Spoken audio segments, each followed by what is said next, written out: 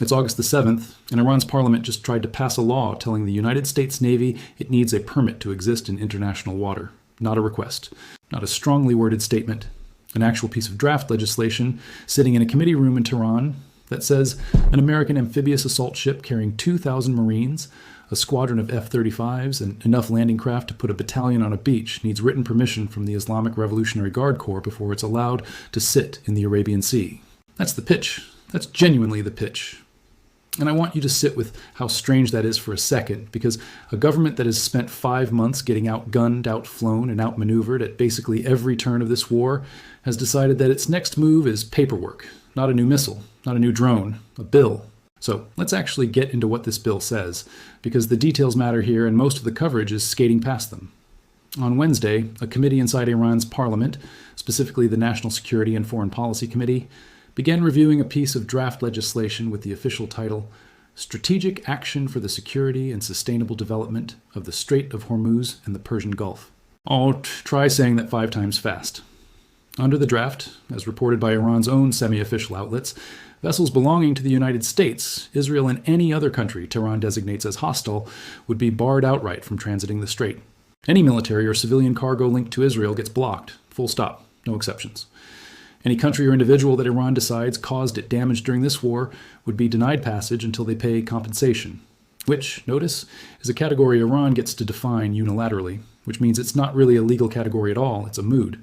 Everyone else, every other flagged vessel from every other country on Earth, would be required to pay a transit fee just to use a waterway that has been recognized under international law as an open shipping lane for the entirety of modern maritime history.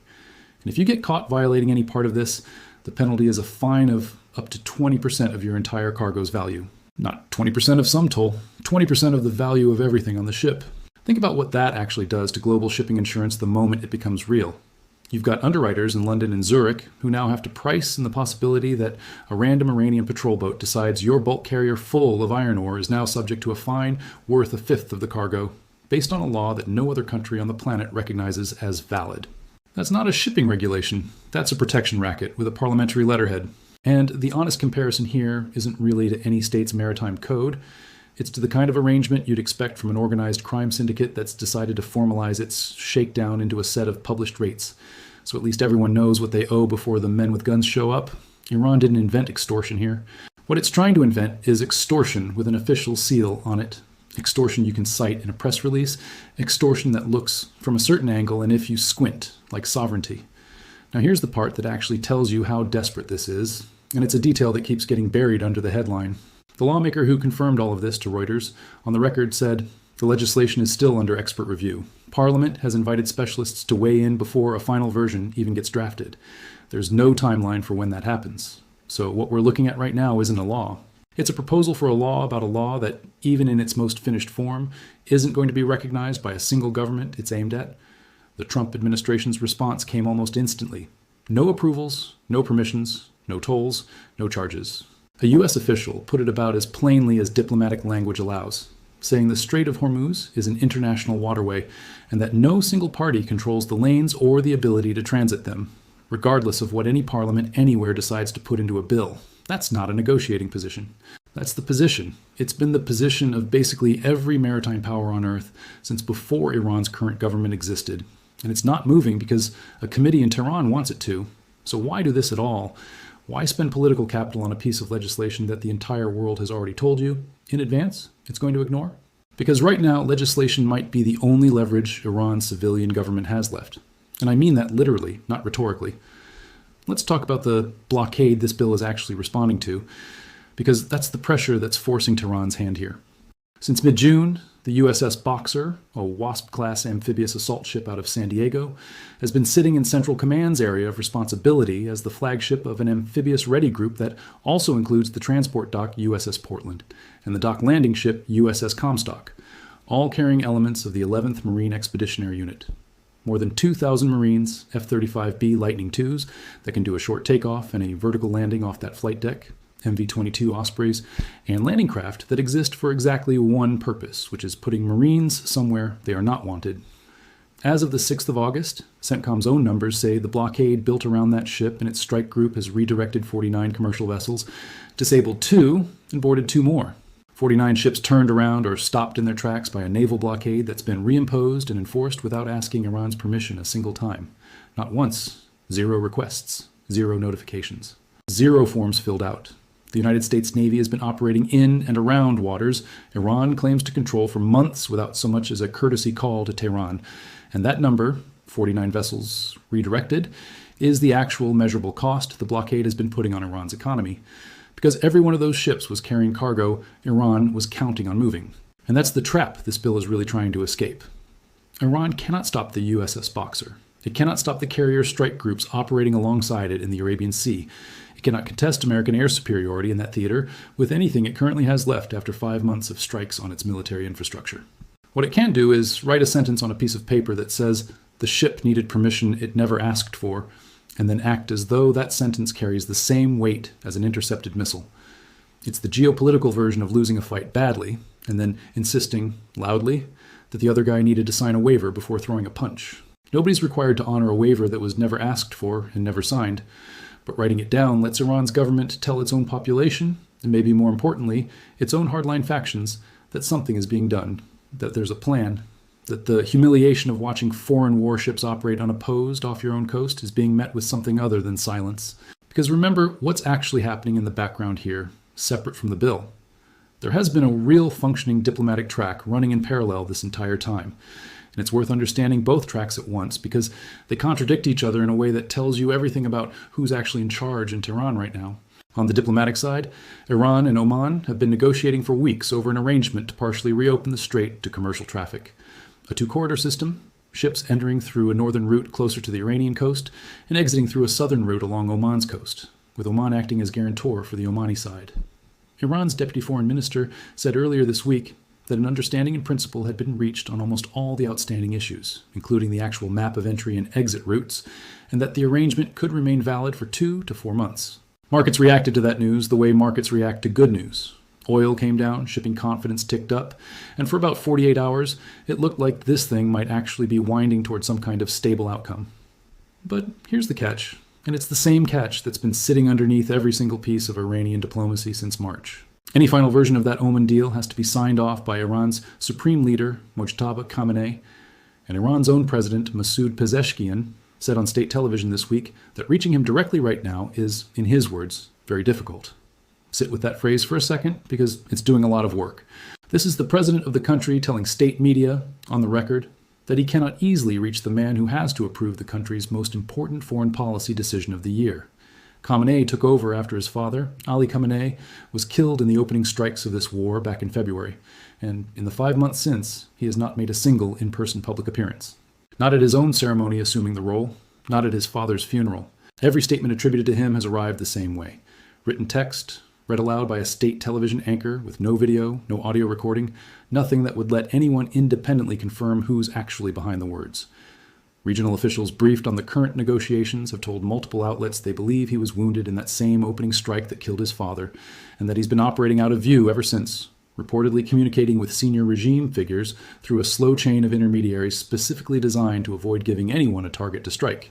And that detail connects directly to something Iran's own foreign minister said out loud last month that almost nobody has properly connected to what's happening this week. In an interview, Abbas Araghchi explained why the strait was closed from the very first day of the war, before there was any battlefield reason for it to be closed. He said it had already been agreed in advance, under a plan he referred to by the codename Code 110, that if the supreme leader were ever targeted, the strait would close immediately, automatically, no further discussion required. Read that back. The closure of one of the most economically important waterways on the planet, a route that under normal conditions carries roughly a fifth of the world's seaborne oil, was never primarily a response to sanctions, or to the blockade, or to any specific military escalation. It was a tripwire, built and agreed upon in advance, wired to the safety of one single human being. 20% of the world's oil transit became the insurance premium on one man's life, and that explains something that's confused analysts for months now, which is why the strait hasn't simply reopened, even as fighting has cooled and diplomacy has advanced on paper. Because a tripwire like that can only be diffused by the person it was built to protect. And right now, nobody can produce that person. Nobody can confirm he's alive in any verifiable way. Nobody can get him on a phone call in any time frame faster than what Pezeshkian is describing as very difficult. Iran needs a signature from a man who may not be reachable, may be seriously injured, and whose entire public existence for 5 months has consisted of text read by someone else. That's not a stable position to negotiate from, and it's exactly why the parliamentary bill matters more than it looks like it should. When the person legally required to approve your biggest deal is unreachable, the rest of your government starts looking for other levers. And a parliamentary committee is a lever that doesn't need Khamenei's signature to start moving. It just needs enough votes in a room. So while IRGC and Oman's negotiators are working the slow, careful diplomatic channel toward a two-corridor arrangement that needs a signature nobody can currently get, a completely separate wing of the Iranian government is drafting hostile legislation that undercuts the entire spirit of that arrangement before it's even finished, banning the exact countries the deal was supposed to be reassuring. That's not one government speaking with one voice. That's multiple factions inside the same government racing each other toward different outcomes, and it raises a question that should genuinely worry anyone trying to assess how this ends. If the civilian negotiators in Tehran can't even coordinate their messaging with their own parliament, how much control does anyone in that government actually have over the Islamic Revolutionary Guard Corps? The people, who are physically the ones deciding whether to fire a missile at a tanker or plant a mine in a shipping lane? Because the IRGC doesn't need Parliament's permission either. It doesn't need Khamenei reachable by phone to launch a drone. And history in this specific conflict already shows what happens when Tehran signs something on paper and the men actually holding weapons in the Gulf don't fully fall in line. There's a documented pattern, going back to earlier ceasefires and understandings this year, where an agreement gets announced and then within days there's an incident at sea that the diplomats insist wasn't authorized, while the IRGC insists it absolutely was justified. A parliament that can't outvote its own paramilitary wing writing a law about who needs a permit to sail through international water isn't really legislating. It's performing legislation for an audience that includes its own increasingly restless hardliners just as much as it includes Washington. And President Trump's own read on this lines up with that assessment. Speaking from the Oval Office this week, he said he thinks this is going to end pretty soon and that he doesn't believe Iran can keep this up much longer. That's not just optimism talking. It's a fairly direct read of the military math. Iran's tactic in this standoff has never been to contest American naval power directly, because it can't. Its tactic has been irregular and deniable.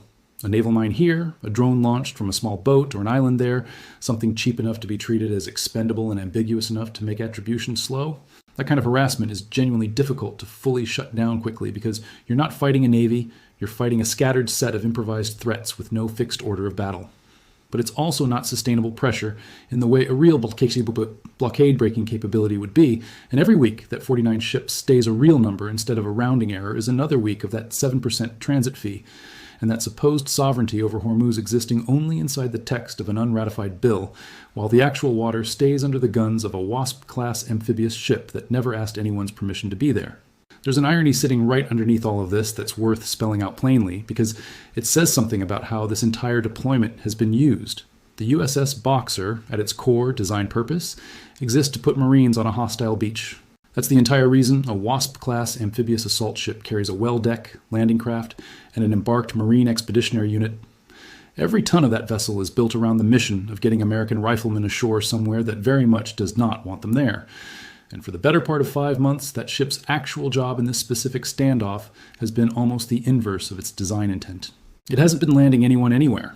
It's been sitting as the anchor of a blockade, stopping other people's ships from moving, providing F-35 sorties that can respond to regional flashpoints within minutes, and generally functioning as a floating deterrent rather than an assault platform. The most amphibious capable warship class in the American inventory has spent this deployment as a maritime traffic enforcement vessel. And it's done that job well enough to redirect 49 ships without firing a shot in anger at any of them. That's the quiet argument against Iran's entire premise here. You don't need to storm a beach to control an outcome. You just need to be able to sit in the water indefinitely, with enough combat power embarked that nobody wants to test you, and let the economics do the rest. Now, before we leave the region entirely, it's worth zooming out to what happened about 6,000 miles to the east the same week, because it's not unrelated, even if it looks like a completely separate story on the surface.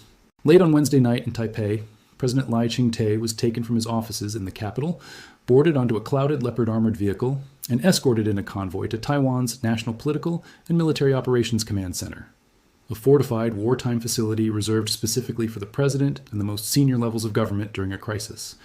This was a drill, part of the opening days of Taiwan's annual Hanquang exercises, and specifically a component the presidential office calls the Wan Chun Plan, an anti-decapitation protocol designed to simulate exactly what the name implies.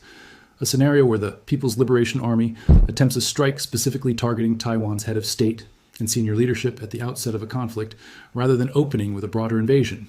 Footage released by the presidential office showed Lai boarding the vehicle in a flak jacket, being briefed by military officers en route, and issuing instructions from inside the command center once he arrived. Taiwan's government has said openly that this exercise is a response to real reporting from last month, that the PLA has been rehearsing precision strikes against key Taiwanese facilities, including the presidential office itself and a major naval base, using full-scale physical mock-ups constructed in training areas in mainland China. This is not an abstract worst-case scenario being drilled for the sake of thoroughness. It's a specific, named threat that Taiwan's own defense establishment believes has moved from theoretical planning into rehearsed practice on the other side of the strait, and they built a response drill around it in direct reaction. Taiwan's defense officials have also been unusually candid this year about the fact that this exercise is not a symbolic performance for a domestic audience. A senior defense official told reporters ahead of the drills that Hankwang is no longer what they called a lab-like exercise conducted in a vacuum, and later in the same week, separate from the Wanchun leadership drill, Taiwanese troops spent a night practicing the defense of the Danjiang Bridge, a choke point that would give an invading force a direct shortcut into Taipei if it fell early in a conflict. Put those two data points next to each other and you get a much clearer picture of what Taiwan's military actually believes it's preparing for. It's not preparing for a slow, grinding standoff. It's preparing for a fast, decisive opening phase where an adversary tries to simultaneously seize physical terrain that shortens the path to the capital and eliminate the national leadership before a continuity plan can even be activated. That's a doctrine built entirely around denying an adversary a clean, quick win in the first 72 hours, on the theory that if Taiwan's government and military command structure can survive that opening window intact, everything that follows becomes a much longer, much costlier fight than any attacker wants to sign up for. Here's why that connects back to everything we just talked about with Iran, even though the two situations look unrelated on paper. Both of these stories, right now, in the same week, are demonstrations of the same underlying principle, which is that modern state conflict increasingly targets leadership continuity as a primary objective rather than a side effect. Iran's entire posture in the Strait of Hormuz, the closure, the blockade resistance, the parliamentary bill, all of it, traces back to a Code 110 contingency that was built around the assumption that the regime's top leadership might be specifically targeted. And when that assumption became reality, the entire chain of command scattered into secrecy, unreachability, and written statements read by anchors instead of the man himself. Taiwan looked at that same category of threat, a strike aimed specifically at decapitating a government's leadership at the very start of a war, and instead of discovering it the hard way, mid-conflict, the way Iran effectively did, it's drilling for it now, in peacetime, with rehearsed armored convoys and a fortified command center that already exists and is already staffed and ready.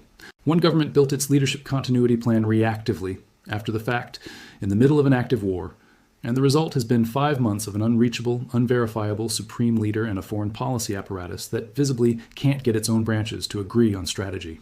The other government is building that same continuity plan proactively, rehearsing it in a 10-day national exercise, specifically so that if the moment ever comes, the transition to a secure command structure happens in minutes, rather than becoming a 5-month diplomatic crisis about whether the man in charge can even be reached by phone.